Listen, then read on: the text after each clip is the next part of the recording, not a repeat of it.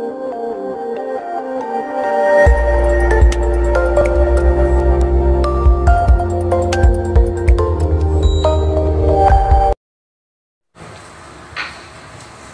مجلس تھی، مولانا یوسف صاحب رحمتہ اللہ علیہ اور سارے حضرات بیٹھے ہوئے تھے. حاجی بشیر صاحب، مولانا احسان صاحب کے والد صاحب، انہوں نے مولانا یوسف صاحب سے کہا کہ یہ عبدالوہاب جو ہے نوجوانوں کو وظیفے بتلاتا رہتا ہے، تو اس کو کسی کی طرف سے اجازت ہے؟ اس کو کسی کی طرف سے اجازت ہے کہ یہ ہر ایک کو وظیفہ بتلاتا ہے، یہ دعا پڑھ لو، یہ پڑھ لو، یہ پڑھ لو؟ تو مولانا یوسف صاحب رحمتہ اللہ علیہ نے فرمایا میری طرف سے اجازت ہے.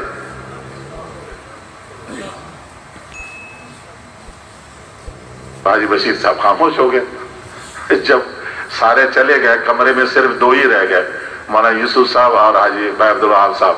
تو جب سب چلے گئے تو مولانا یوسف صاحب نے بھائی عبدالوہاب صاحب سے کہا وہ کیا وظیفہ بتلاتا، مجھے بھی تو بتا دے.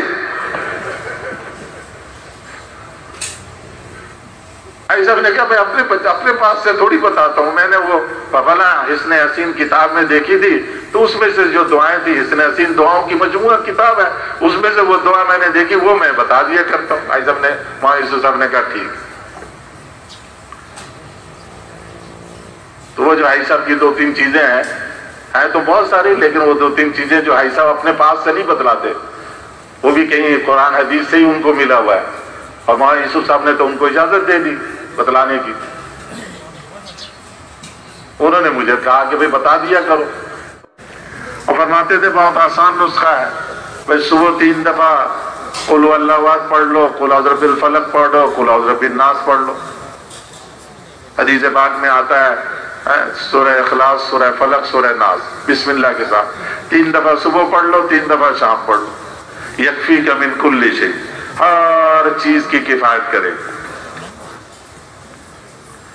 کسی صاحب نے کہا وہاں مدینہ منورہ میں ہم گئے تو وہاں کے بہت پرانے ساتھی جو ہے عبدالشکور بخاری صاحب فراش تھے، تو حاجی صاحب عیادت کے لیے گئے تو کہنے لگے کہ حاجی صاحب نے ان سے کہا کہ تم زمزم پیا کرو.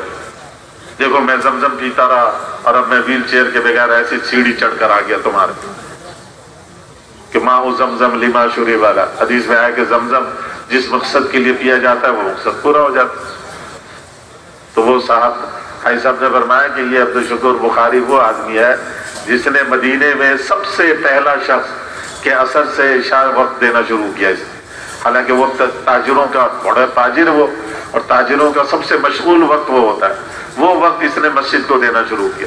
جب ہم نے ترغیب دی کہ بھئی اثر سے وقت دینا شروع کرو، تو پہلا آدمی مدینہ منورہ میں یہ ایسے کام کے آدمی بہت. تو وہ فوراً بولے کہ جی یقین کہاں سے لاؤں؟ حاجی صاحب نے کہا تم سب سے پہلے یقین کے لیے پیو کہ اللہ مجھے، میں یقین کے لیے پیتا ہوں، ماء زمزم لما شرب. تو جو کہتے ہیں نا کہ جی یقین کہاں سے لاؤں، جب حدیث میں آئے یکفیک من کل شیء، ہر چیز کی کفایت کرے گی، تو یقین کے لیے بھی کفایت کرے گی. حاجی صاحب کہتے تھے چل پہلے یقین کے لیے پڑھ کہ اللہ میں یہ پڑھ رہا ہوں میرا یقین بن جائے، اس لیے پڑھ رہا ہوں.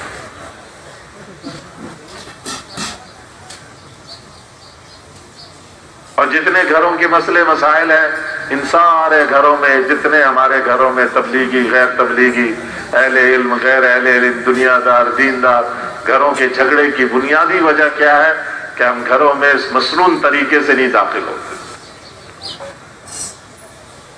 مسنون طریقے سے گھر میں نہیں داخل ہوتے.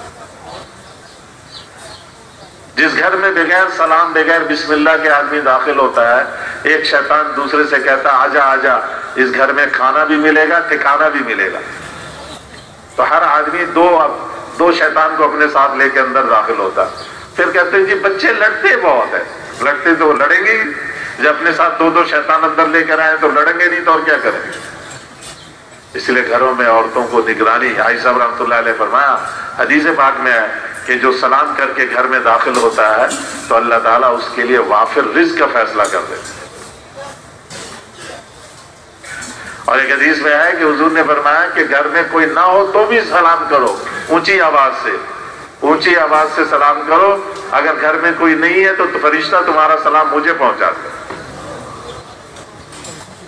اور اگر کوئی مقروض ہے جتنا بھی قرضہ ہے گھر میں داخل ہوتے ہوئے سلام کرے، درود شریف پڑھ لے کوئی سا بھی چھوٹا سا صلی اللہ علیہ وسلم، یہ بھی درود ہے، اور بسم اللہ پڑھے اور سورہ اخلاص پڑھے، حدیث کی کتابوں میں موجود ہے۔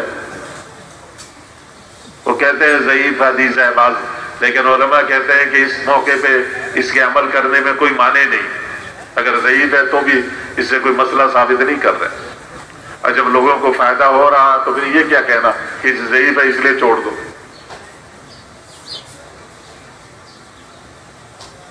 ایک دفعہ سلام، ایک دفعہ درود شریف، ایک دفعہ بسم اللہ، ایک دفعہ سورہ اخلاص، 1 منٹ بھی نہیں لگتا۔ جتنا بھی قرضہ ہوگا اللہ غیب سے اتارنے کا انتظام کر دے۔ جب گھر میں داخل ہو، گھر کے لڑائی جھگڑے فساد سے بھی وقت پاک ہو گئے، اور اللہ پاک کی طرف سے رزق کا بھی بندوبست ہو گیا اور قرضے بھی اتر گئے، اور کیا چاہیے؟ اور ایک درود شریف بھائی صاحب فرماتے تھے صلی اللہ علیہ سیدنا محمد وآلہ وسلم، مخدوم حازم شندی رحمۃ اللہ علیہ کی کتاب ہے ذریعۃ الوصول، اس میں ہے یہ درود شریف۔ فرماتے تھے جو 500 دفعہ اس درود شریف کو پڑھ لے گا دنیا آخرت میں اللہ کے سوا کسی کا محتاج نہیں ہوگا۔ اب جب فارغ ہو گئے تو اب کام کیا کرنا ہے؟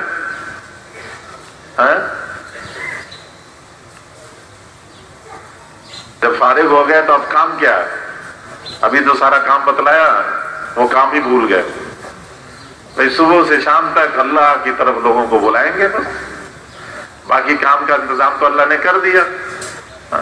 10 20 25 منٹ کے لیے، گھنٹے کے لیے کوئی دنیاوی کاروبار بھی کر لیں گے تاکہ کسی کو موقع نہ ملے کہنے کا، جو عائشہ فرماتے تھے۔ باقی جب جو ضرورت ہوئی اس کے لیے عمل کر لیا۔ مولانا انعام صاحب رحمۃ اللہ علیہ سے پوچھا حاجی صاحب نے کہ ذکر سے مقصود کیا ہے؟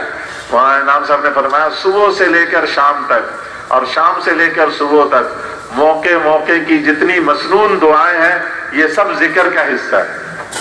ہم نے ذکر سمجھا کہ صرف 3 تسبیح پڑھ لو صبح، 3 تسبیح شام، نہیں، قرآن پاک کی تلاوت روزانہ پابندی کے ساتھ، اور صبح شام کی تسبیحات، اور صبح اٹھنے سے لے کر رات سونے تک، اور رات سونے سے لے کر صبح اٹھنے تک جو موقع کی مسنون دعائیں حضور صلی اللہ علیہ وسلم سے ثابت ہیں، یہ سب ذکر کا حصہ ہے۔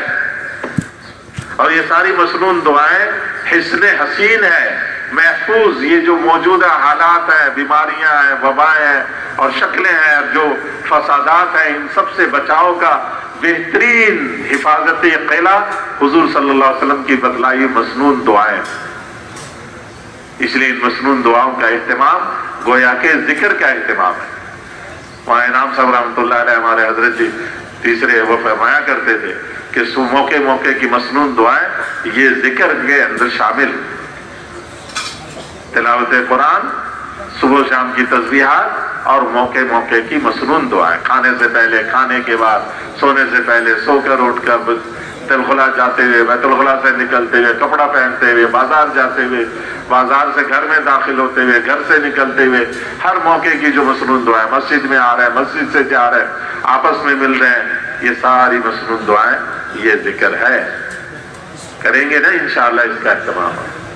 یہ چھوٹی چھوٹی جو چیزیں ہیں یہ بڑے بڑے فائدے کو شامل ہیں، دیکھنے میں یہ چھوٹی چھوٹی ہے، یہ دیکھو